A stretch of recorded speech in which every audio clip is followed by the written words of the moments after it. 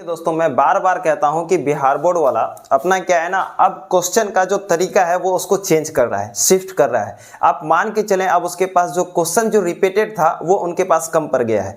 ये जो क्वेश्चन है मात्र 2016 में पूछा गया है, लेकिन इसी क्वेश्चन का जो उल्टा थ्योरम है, ये आपका एक थ्योरम है, इसी का जो उल्टा थ्योरम है ये वाला क्वेश्चन 4 से 5 बार पूछा गया है। तो हो सकता है इस बार इसका उल्टा थ्योरम नहीं आए और ये वाला आ जाए। आप मान के चलें एटलीस्ट कम से कम 90% आप चांस रखें कि ये वाला क्वेश्चन आपको एग्जाम में आ जाएगा। नॉर्मली हम किसी भी क्वेश्चन में इतना दावा नहीं करते हैं, लेकिन ये वाला क्वेश्चन काफी इंपॉर्टेंट है। बहुत सारे रीजंस है, जब आपके साथ हम क्लास लेंगे तो आपको पता चल जाएगा हम ऐसा बात क्यों बोल रहे थे। ठीक है, आपको धीरे धीरे समझ में आने लगेगा मैं ऐसा क्यों बोल रहा था। तो चैप्टर जो है, इस चैप्टर में एक थ्योरम है। सबसे पहला थ्योरम है, यदि किसी एक त्रिभुज की भुजा के समांतर, है ना, हम आपको जैसे जैसे क्वेश्चन लिखा है वैसे वैसे बनाना शुरू करते हैं। यदि किसी एक त्रिभुज की भुजा के समांतर, हम यहाँ पे सबसे पहले हल लिखते हैं। जब भी गणित के प्रश्न को हम लोग सॉल्व करते हैं तो हम यहाँ पे हल लिखते हैं। ठीक है, यदि किसी एक त्रिभुज की भुजा के समांतर, हम यहाँ पे सबसे पहले एक त्रिभुज बना देते हैं। ठीक है, मैं यहाँ पे एक त्रिभुज बना दिया। इस त्रिभुज का नाम रख देता हूं ए बी सी। ठीक है, इस त्रिभुज का मैं नाम रख देता हूं ए बी और सी। ये नाम रख दिया इस पॉइंट का ए, और इस पॉइंट का नाम रख दिया बी, और इस पॉइंट का नाम रख दिया मैंने सी। ठीक है, इस पॉइंट का मैं नाम रख दिया सी। यहां तक किसी को कोई डाउट? सी बहुत छोटा लिख दिया हूं तो मैं इसे थोड़ा बड़ा कर देता हूं आप लोगों के लिए। किसी एक त्रिभुज की भुजा के समांतर खींची गई रेखा अन्य दो भुजा को भिन्न भिन्न बिंदुओं पर काटे। इसका मतलब समझिए दोस्तों क्या बोला है। एक त्रिभुज की भुजा, यदि किसी एक त्रिभुज की भुजा, हम मान लेते हैं इसी भुजा को, यदि किसी त्रिभुज की भुजा के समांतर खींची गई रेखा, इसके समांतर एक रेखा खींची गई है। ठीक है, इसे हम खींच लिए हैं। के समांतर खींची गई रेखा अन्य दो भुजाओं को, इधर वाला एक भुजा और AC एक भुजा, अन्य दो भुजाओं को, AB एक भुजा, AC एक भुजा, अन्य दो भुजाओं को भिन्न भिन्न बिंदुओं पर काटती है। भिन्न भिन्न बिंदुओं पर काटती है। भिन्न भिन्न बिंदुओं पर क्या करती है? काटती है। ठीक है, तो अन्य दो भुजाएं एक ही अनुपात में विभाजित होती है। तो समझे, हम इसका सबसे पहले इस बिंदु का नाम रख देते हैं D और इस बिंदु का नाम रख देते हैं हम E। यहां तक किसी को कोई दिक्कत है? ठीक है, हम इस बिंदु का नाम रख देते हैं D, इस बिंदु का नाम हम रख देते हैं E। ठीक है, तो क्वेश्चन में कह रहा है क्या, यदि किसी त्रिभुज के एक भुजा के समांतर अगर कोई रेखा है, ये वाला जो रेखा है D, इस समांतर है BC के, अगर कोई रेखा ये रेखा इसके समांतर है, तो आपको बोल रहा है AD बट्टे क्या, AD बट्टे DB बराबर होगा AE बट्टे EC के। आपको ये दिखाना है। आपको क्या दिखाना है? AD बट्टे DB बराबर किसके होगा? AE बट्टे EC के बराबर होगा। आपको ये दिखाना है, आपको यही क्या करना है सिद्ध, और इसी का नाम है थेल्स प्रमेय। ठीक है, इनको आपको ध्यान से समझना है, ध्यान से देखना है, क्योंकि ये बहुत इंपॉर्टेंट है। इस साल 2025 के लिए ये काफी इंपॉर्टेंट टॉपिक है, समझे। यहाँ पे जो हम हल लिखे हैं, जब भी प्रूफ वाला क्वेश्चन होता है, सिद्ध करने वाला क्वेश्चन, तो हम कैसे बनाते हैं? सबसे पहले जो आपको दिया हुआ होता है ना दोस्तों, तो हमें यहाँ पे लिखना होता है दिया हुआ है। क्या लिखना होगा? दिया हुआ है। अब आपको बताना है क्या दिया हुआ था। त्रिभुज के भुजा के समांतर खींची गई रेखा, ये समांतर रेखा ये पहले बता दिया। कौन? DE समांतर है BC के, तो हम यहाँ पे क्या लिखेंगे? DE, क्या लिखेंगे? DE समांतर है किसके? BC के। ये पहले ही बता दिया था। ठीक है, DE समांतर है BC के। यहां तक कोई दिक्कत है? ठीक, और हमें क्या करना है? सिद्ध करना है। तो यहां पे लिखेंगे सिद्ध करना है। सिद्ध करना है, क्या बोला था? सिद्ध करना है। ये कहा था अगर ये इसके समांतर है तो ये बट्टे ये बराबर होगा। यही तो सिद्ध करना है। ये बट्टे ये मतलब AD बट्टे DB, AD बट्टे DB। यहां लिखेंगे AD, फिर यहां लिखेंगे बट्टे DB।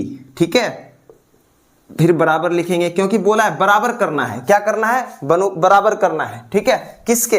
इसके, AE बट्टे EC, AE बट्टे EC। ठीक है, तो हम यहां पे लिखते हैं AE और यहां पे लिखते हैं बट्टे और यहाँ पे लिखते हैं इसी। हमको यही सिद्ध करना है। क्या करना है दोस्तों? सिद्ध। आपको ज़्यादा हेडेक नहीं लेना है, मैं बिल्कुल इसे बेसिक से उठा रहा हूँ, ठीक है। आपको बस देखना है और कॉपी कलम चलाना है और कुछ भी नहीं करना है। एक बार में नहीं समझ में आता है, दूसरा बार बनाना है, ठीक है। आपको गारंटी देता हूँ 2 बार में आपको समझ में आ ही जाएगा। ये इतना बेसिक है, मैं उतना हार्ड से समझा ही नहीं रहा, ठीक है। अब आपको क्या करना है, दिया हुआ जो रहेगा वो लिख देंगे, उसके बाद सिद्ध क्या करना है वो लिख देंगे। अब यहाँ पे हमें करना है रचना। क्या करना है? रचना। बिना रचना किए, बिना इसमें अपने दिमाग से कुछ बनाए वगैरह आप इसको सिद्ध नहीं कर पाएंगे। तो हम रचना क्या करेंगे? तो हम रचना करेंगे दोस्तों, देखिए सबसे पहले जो मेरा रचना होगा वो रचना क्या होगा, ये डी से हम क्या करेंगे, एक लंबवत रेखा खींचेंगे। लंबवत क्या खींचेंगे? रेखा। किस पे रेखा खींचेंगे?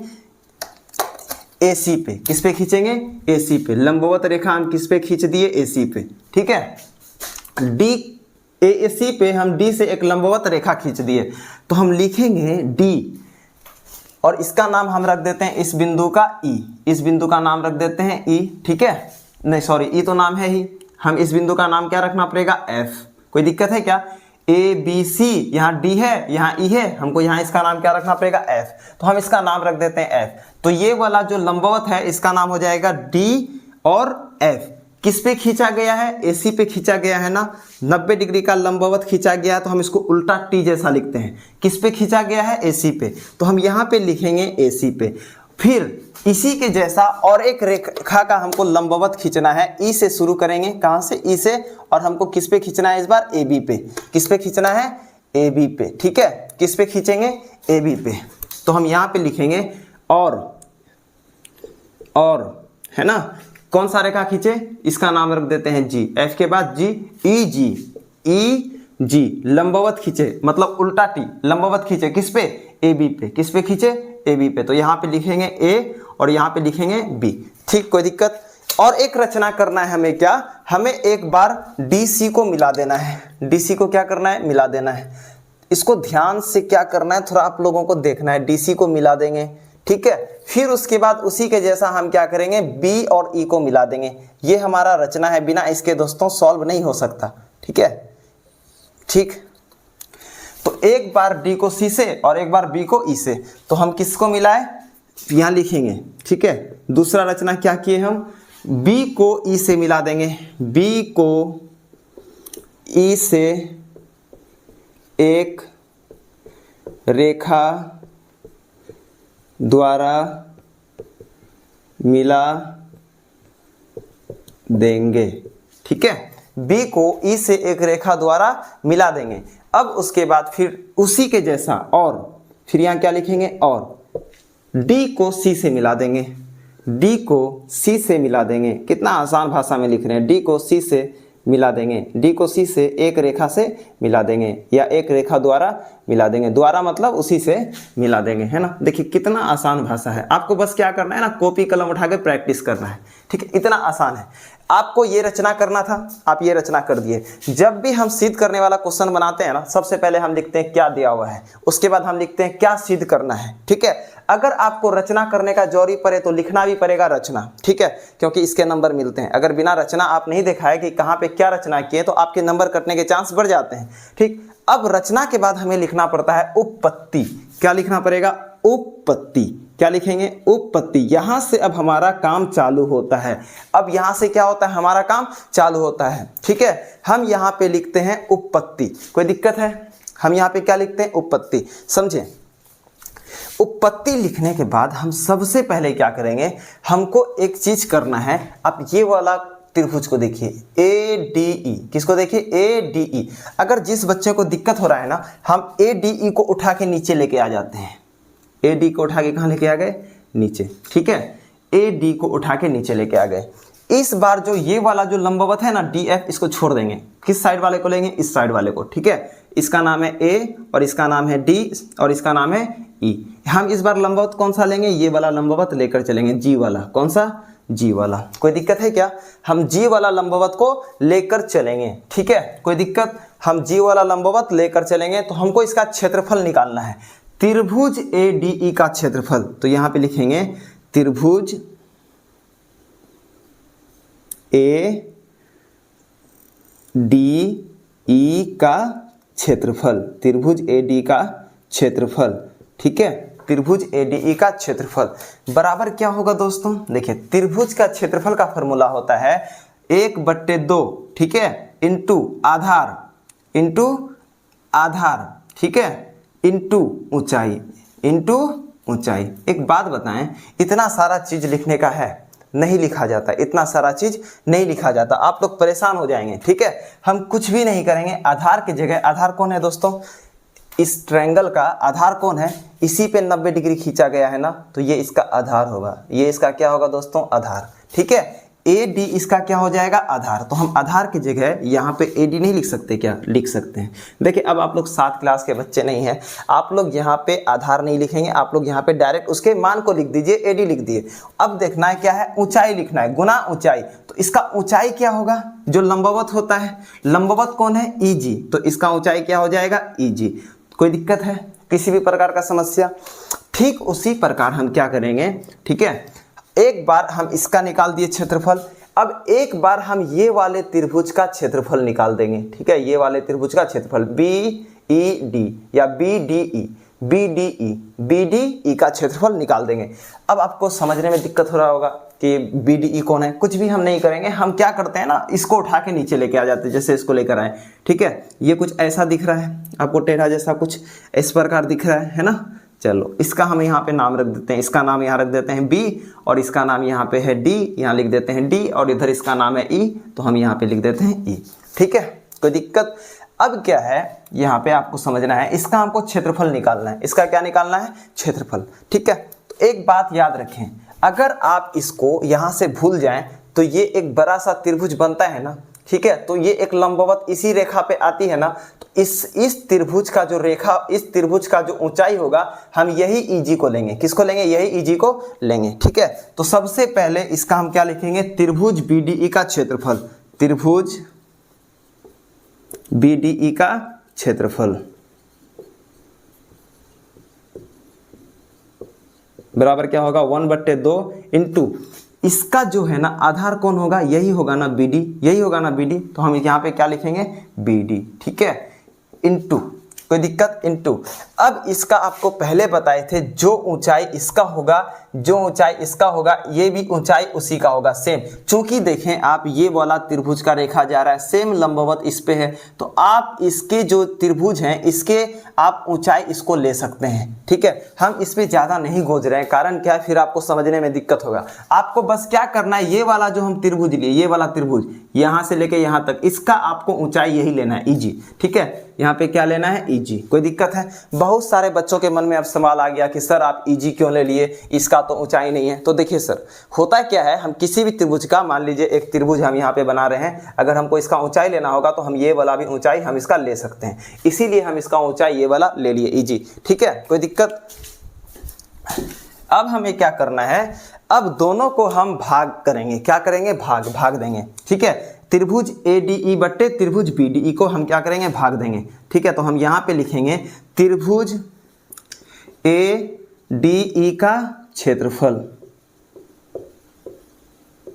बट्टे त्रिभुज, ठीक है, त्रिभुज ए डी का क्षेत्रफल बट्टे त्रिभुज बी डी ई का क्षेत्रफल, बी डी ई का क्षेत्रफल, ध्यान से देखेंगे, ठीक है, बी डी ई का क्षेत्रफल। यहाँ तक किसी को दिक्कत है? फिर यहाँ पे हमको क्या करना है, एक बार बराबर देना है। एक बात बताएं, एडी का क्षेत्रफल कितना है, त्रिभुज एडी का क्षेत्रफल 1/2 है, 1/2 इंटू एडी है, इंटू एडी, ठीक है, इंटू ईजी है, इंटू ईजी, है ना, सेम टू सेम उतार दिए, बट्टे है ना, तो हम यहाँ पे लिख देंगे बट्टे। त्रिभुज बीडी का क्षेत्रफल क्या है, तो 1/2 है, 1/2, बीडी है तो यहाँ बीडी लिख देंगे, ईजी है तो हम यहाँ पे ईजी लिख देंगे। अब गौर से देखें, यहाँ भी 1/2, यहाँ भी 1/2 कट जाएगा, यहाँ भी ईजी, यहाँ भी ईजी कट जाएगा, बच गया कौन, एडी बट्टे बीडी, बच गया कौन, एडी बट्टे बीडी। समझ गए यहाँ तक, बचा कौन, एडी बट्टे बीडी। तो हम लिख सकते हैं ना, हम यहाँ पे तो लिख सकते हैं ना कि त्रिभुज, ठीक है, ADE का क्षेत्रफल बराबर, ये आप लोगों को लिखना है बच्चों, ठीक है, त्रिभुज BDE का क्षेत्रफल, ठीक है, BDE का क्षेत्रफल, ये आप लोगों को लिखना है। बराबर किसका होगा, AD बट्टे BD। तो हम यहाँ पे लिख सकते हैं ना AD बट्टे BD। ये आपका समीकरण हो जाएगा 1। ये समीकरण क्या होगा 1। आपको इसको याद रखना है, ठीक है, आपको इसको क्या करना है, याद। अब हम क्या करेंगे, ये वाला जो चित्र है इसको मिटा देंगे, इस वाले चित्र को हम क्या करेंगे, मिटा देंगे। तो चूंकि मेरे पास जगह का कमी है, ठीक है, इस वाले जगह को मिटा के हम इधर अब दूसरा को प्रूफ करेंगे, ठीक है, कोई दिक्कत। तो हम क्या किए, एक बार हम ये वाला त्रिभुज को लिए और इसका लंबवत ये लिए EG, और फिर उसके बाद BDE को ले लिए। अब सेम टू सेम हम इसी प्रकार क्या करेंगे, फिर ये वाला त्रिभुज लेंगे और इसका लंबवत ले लेंगे DE, और उसके बाद ये वाला त्रिभुज को ले लेंगे। तो ऐसे नहीं आ रहा समझ में ना, हम इसको अलग अलग करके यहाँ पे बना देते हैं। कौन सा त्रिभुज बोले थे, AD। पहले बार में लंबवत EG को लिए थे, अब लंबवत किसको लेंगे, EF को, सॉरी DE को। किसको लेंगे, D और F को। किसको लेंगे, D और F को। यहाँ पे लिखना पड़ेगा A और यहाँ पे लिखना पड़ेगा E, क्योंकि इससे पहले हम EG को लंबवत ले चुके थे। आप देख रहे हैं ना, EG को लंबवत ले चुके हैं, ठीक है। अब इससे पहले हम BDE को लिए थे, अब किसको लेंगे, CDE त्रिभुज को लेंगे, ठीक है। तो ये कुछ ऐसा दिख रहा है आप लोगों को, ये कुछ कैसा दिखेगा, इस प्रकार आप लोगों को दिख रहा होगा। इसका नाम क्या है, यहाँ पे C, और इसका नाम है D, और इसका नाम है E। हम पहले ही बताए थे आपको, जैसे ये वाला त्रिभुज का लंबवत हम ये लिए थे, उसी प्रकार ये वाला त्रिभुज का हम लंबवत ये लेंगे, ठीक है। क्यों लेंगे आपको अभी जस्ट हम बताएं, ठीक है ना। अब हम देखते हैं कि हम इसको यहाँ पे कैसे लिखेंगे। सेम टू सेम जैसे यहाँ पे लिखे ना, वैसे हम यहाँ पे लिखेंगे इसी प्रकार। क्या लिखेंगे दोस्तों, इसी प्रकार, ठीक है, इसी प्रकार। इसी प्रकार लिखने के बाद हम क्या लिए थे, त्रिभुज AD का क्षेत्रफल, तो फिर लिखेंगे त्रिभुज AD का क्षेत्रफल, त्रिभुज ADE का क्षेत्रफल बराबर क्या होगा, बराबर क्या होगा दोस्तों, त्रिभुज AD का क्षेत्रफल क्या होगा बताएं। त्रिभुज AD का क्षेत्रफल क्या होगा, 1/2। आधार कौन होगा, लंबवत की तरफ, तो AE क्या हो जाएगा, इसका आधार, तो हम यहाँ पे लिखेंगे AE। और ऊंचाई कौन हो जाएगा, DF, तो यहाँ पे लिखेंगे DF, ठीक है। उसी प्रकार, ठीक है, ये पहला चीज। सेकेंड क्या निकालना है, अब इसका क्षेत्रफल, अब किसका क्षेत्रफल, इसका, किसका, CDE का, तो यहाँ पे लिखेंगे त्रिभुज CDE का क्षेत्रफल, ये लिखना ही पड़ेगा दोस्तों। थोड़ा सा क्या है ना, आपको डेली थोड़ा वीडियो देखना पड़ेगा, 1 से 2 बार तो देखना ही पड़ेगा। ये देखने के बाद आप इजीली इसको सॉल्व कर सकते हैं, ठीक है। यहाँ पे CDE का क्षेत्रफल बराबर लिखना है, फिर क्या हो जाएगा 1/2, क्या होगा 1/2 होगा ना। चलिए, उसके बाद आधार कौन है इसका, इसका आधार कौन होगा, इसी साइड लंबवत है, इसी साइड लंबवत है, तो EC क्या हो जाएगा, इसका आधार, तो यहाँ पे लिखेंगे EC। कौन आधार हो जाएगा, EC। कौन आधार होगा, EC। इसी प्रकार इसका आधार कौन होगा, EC। लंबवत चूंकि इधर खींचा गया है, ठीक है, तो इसका लंबवत कौन होगा, D और F, D और F। यहाँ तक किसी को कोई डाउट है क्या, किसी भी प्रकार का डाउट है। अब आगे देखें, यहाँ पे हम ये दोनों का निकालने के बाद हम भाग दे दिए थे ना, उसी प्रकार हम यहाँ भी भाग दे देंगे। किसका, त्रिभुज ADE का क्षेत्रफल भागा क्या दे देंगे, त्रिभुज CDE का क्षेत्रफल। सेम उसी प्रकार हम क्या करेंगे, यहाँ पे भागा दे देंगे, ठीक है। क्षेत्रफल हम यहाँ पे क्या करेंगे, भागा। थोड़ा सा यहाँ पे फो लिख दिए, बिंदा जैसा लिख दिए, मतलब 6 से क्षेत्र और फ से फल, ठीक है। तो हम अगर इसको भागा देते हैं तो AD का क्षेत्रफल क्या है, 1/2 है, गुना है AE है, तो यहाँ पे लिखेंगे AE। फिर गुना क्या है, DF है, तो यहाँ पे लिखेंगे DF। बट्टे है, यहाँ पे बट्टे है, तो यहाँ लिखेंगे बट्टे। फिर CDE का क्षेत्रफल क्या है, 1/2 है, 1/2 गुना EC है, तो यहाँ लिखेंगे EC। गुना है, गुना यहाँ DF है, तो यहाँ लिखेंगे DF। ये दोनों कट जाएगा, DF कैंसिल, 1/2 1/2 कैंसिल, ऊपर नीचे सेम, तो बचा क्या, AE/EC। बचा क्या, AE/AC। तो हम यहाँ पे लिख सकते हैं ना, क्या लिख सकते हैं, त्रिभुज ADE का क्षेत्रफल, त्रिभुज AED का क्षेत्रफल बराबर क्या लिख सकते हैं, अभी देखिए, बट्टे त्रिभुज CDE का क्षेत्रफल, त्रिभुज CDE का क्षेत्रफल, ठीक है, का क्षेत्रफल बराबर हम क्या लिख सकते हैं दोस्तों, बराबर लिख सकते हैं, बचा क्या था, AE बचा था, बट्टे क्या था, EC बचा था। यहाँ तक किसी भी प्रकार का कोई दिक्कत है क्या, किसी भी प्रकार का कोई समस्या है, क्योंकि थोड़ा सा क्या है, अब कॉन्सेप्ट को और आगे लेके जाने के लिए हल्का सा आपके दिमाग में प्रेशर पड़ेगा, ज्यादा नहीं, बस हल्का सा क्या पड़ेगा आपको दिमाग में प्रेशर, कुछ भी नहीं करेंगे। हमको अब क्या करना है, हम ये बट्टे ये ले लिए, ये वाला घर बट्टे ये वाला घर, फिर ये वाला, एक बार ये और एक बार ये और एक बार ये, कहने का मतलब एक बार पूरा और एक बार पूरा, ये दोनों का एरिया में आएगा, दोनों में ये शामिल होगा। लेकिन एक बार किसी का ये अलग होगा, हो सकता है ये अलग हो, दोनों का क्षेत्रफल अलग अलग हो सकता है, तो दोनों का क्षेत्रफल बराबर है या नहीं ये हमें चेक करना पड़ेगा। देखिए एक थ्योरम होता है प्रे में जो ये कहता है अगर किसी समांतर रेखा के बीच, अगर किसी समांतर रेखा के बीच, हम इसे यहां समझाते हैं, अगर किसी समांतर रेखा के बीच, ठीक है,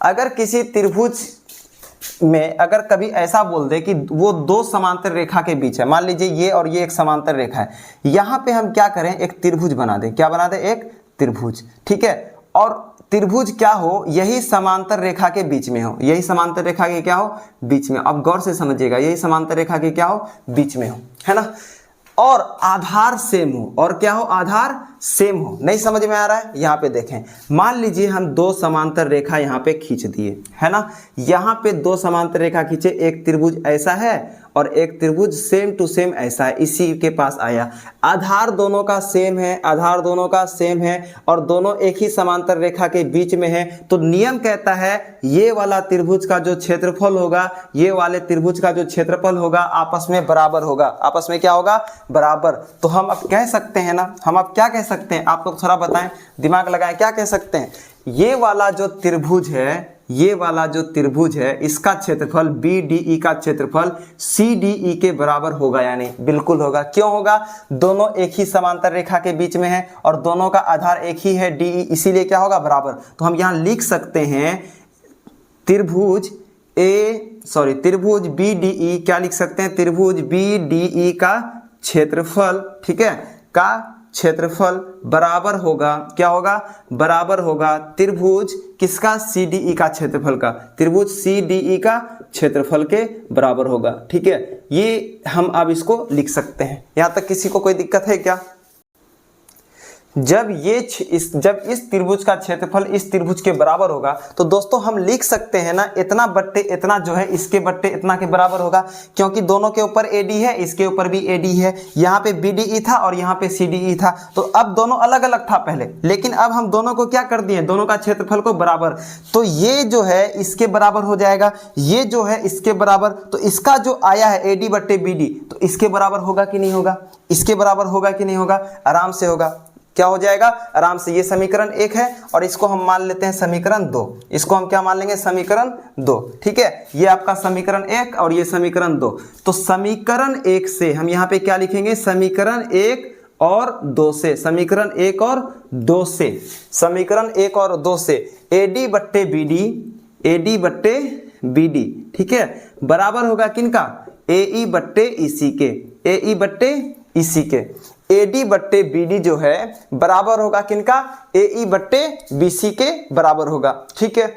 ये आपका हुआ थेल्स प्रमेय, यही जो है थेल्स प्रमेय हमको सिद्ध करना था, यही हमें क्या करना था, सिद्ध। तो हम यहाँ पे लिखेंगे सिद्ध हुआ, सिद्ध हुआ, ठीक है, ये आपका क्या हो गया, सिद्ध। कोई दिक्कत है, इसी को हम कहते हैं थेल्स प्रमेय, इसी को हम क्या कहते हैं बच्चों, थेल्स प्रमेय, ठीक है। अगर थेल्स प्रमेय आप नहीं कहते हैं तो इसे और एक नाम से जानते हैं, ठीक है, आधारभूत समानुपातिकता प्रमेय। कोई दिक्कत है क्या, इसको और एक नाम से जानते हैं BPT थ्योरम, क्या नाम से, BPT थ्योरम। सबसे अच्छा आप इसे क्या बोले, थेल्स प्रमेय। हमें क्या करना था, यही, तो AD बट्टे BD AE बट्टे EC, तो हमें क्या करना था, यही सॉल्व करना था दोस्तों। यहाँ पे अब देखें, यहाँ पे हम लिखे थे ना, सिद्ध करना है क्या, AD बट्टे DB AD बट्टे DB, AE बट्टे EC AE बट्टे EC, सिद्ध हो गया ना। आपको बस 2 से 3 बार इसको प्रैक्टिस करना है। देखिए दोस्तों, मजाक की बात नहीं है, हो सकता है आपका ये क्वेश्चन इस बार आ जाए, तो मैथ में ऐसे ही क्वेश्चन बहुत मायने रखते हैं, तो मैं नहीं चाहता हूँ कि आपका किसी भी प्रकार से ये वाला क्वेश्चन छूटे, ठीक है। आपको कम से कम आपको ठान के चलना है कि ये वाला क्वेश्चन आपको कर लेना है, अगर आएगा तो। वैसे भी मैं कहा ना, बहुत इंपॉर्टेंट है, ये वाला क्वेश्चन आपका आ ही जाएगा, ठीक है, हो सकता है ये वाला क्वेश्चन आपका आ ही जाए। कोई दिक्कत? मैं बहुत सारे कारणों से बता रहा हूं कि ये वाला आपका क्वेश्चन इंपॉर्टेंट है। धीरे धीरे आपको समझ में आ जाएगा मैं ऐसा क्यों बोल रहा था। अगर अब हम इसको देखना चाहें तो एडी आपका ये हो गया ना, एडी कौन हो गया, ये बट्टे ये, एडी बट्टे डीबी बराबर होगा किसका, एई बट्टे ईसी का। इसी को हम कहते हैं थेल्स प्रमेय। ठीक है दोस्तों, आज का क्लास यही खत्म हुआ। इसके बाद वाला जो लेक्चर है हो सकता है कि आपको इसके आधार पे बहुत सारे क्वेश्चन को हम करवाएं, ठीक है, जो आपके बोर्ड के लिए इंपॉर्टेंट है। जो क्वेश्चन आ चुके हैं बिहार बोर्ड में टोटल को करवाएं और साथ में जो आ सकते हैं उसको भी करवाएं। आपको कुछ भी नहीं करना, बस वीडियो देखना है, ठीक है। आपको एक कॉपी और कलम पास में रखना है, उसी के अनुसार आपको सॉल्व करना है। ठीक है दोस्तों।